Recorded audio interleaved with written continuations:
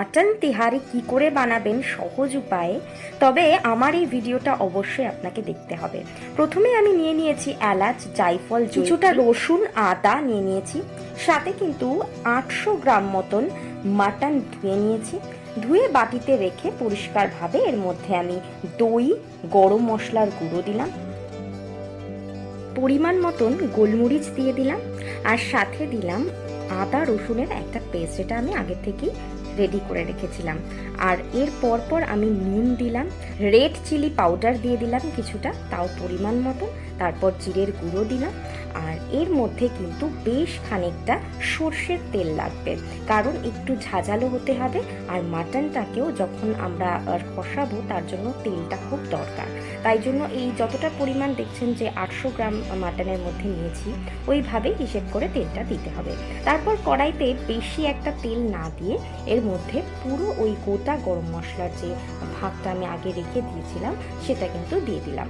আর এর মধ্যে আমি পেঁয়াজটা বেশ একটু গোল্ডেন যখন ভাজা হয়ে আসবে, তখন আমি এই পুরো ম্যারিনেট করা মাটনটা দিয়ে দিলাম। আর এই ম্যারিনেশনটা যদি আপনি 1 ঘন্টার জন্য করে রাখতে পারেন, তাহলে কিন্তু মাটনটা একদম তুলতুলে নরম হবে আর আপনার বেশিক্ষণ কষাতে লাগবে না।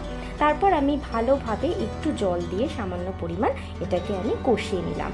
এরপর আরেকটা পরিষ্কার পাত্রে তেল দিলাম, তেজপাতা দিলাম, আর দারচিনি আর একটু এলাচ দিয়ে এর মধ্যে আমি গোবিন্দভোগ চাল দিয়ে ভেজে নিলাম। এর মধ্যে হলুদ দিতে হবে পরিমাণ মতন, যদি আপনি পুরো তেহারিটা হলুদ রঙের খেতে চান। আর যদি সাদা পছন্দ করেন তাহলে হলুদ না দিলেও চলবে।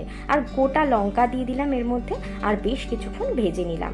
অনেকেই কিন্তু এটা আবার বাসমতি চাল দিয়েও করে, কিন্তু আমি এটা কাচ্চি বিরিয়ানির মতনও কিছুটা করছি বলে এটাকে আমি গোবিন্দভোগ চাল দিয়ে করেছি।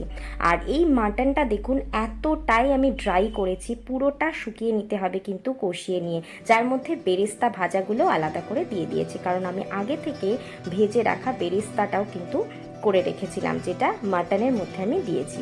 এরপর পোলাও হয়ে গেলে পোলাও যেই পাত্রে আপনি মটনটা করবেন সে তার উপরে আস্তে আস্তে ধাপে ধাপে সমস্ত পোলাও আবার কিছুটা মাটন দিয়ে পুরোটা একটা লেয়ার বানিয়ে নেবেন। এরপর কিন্তু তৈরি হয়ে যাবে আপনার গরম গরম মাটন তেহারি।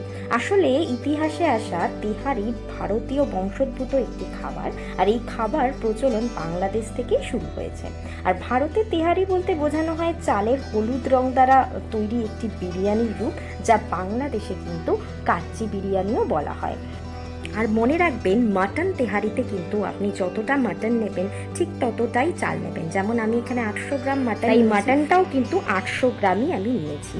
আর দেখেই তো মনে হচ্ছে কতটা সুস্বাদু, আর এরকম খুলে আসবে আপনি হাত দিলেই, যদি পুরো রেসিপিটা এমনভাবে করেন। আর পুরো পরিবারের সদস্যকে একবার খাইয়ে আমাকে অবশ্যই কমেন্ট করে জানাবেন কেমন লাগলো সবার। সাবস্ক্রাইব করতে চ্যানেলটা একদম ভুলবেন না।